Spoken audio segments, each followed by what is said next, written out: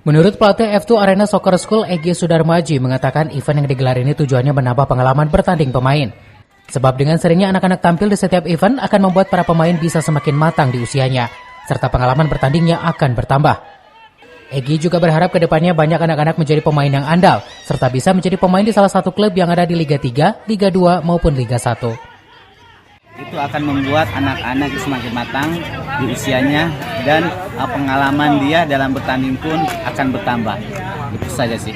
Dengan ikutnya sering teman anak-anak ini turnamen ya, harapan saya adik-adik ini punya potensi dan dia bisa ikut bermain ke level yang lebih tinggi. Itu harapan saya.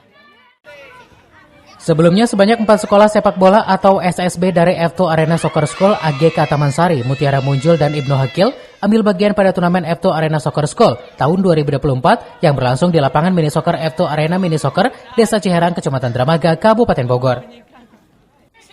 Dari Kabupaten Bogor, Cevi Suryadi melaporkan.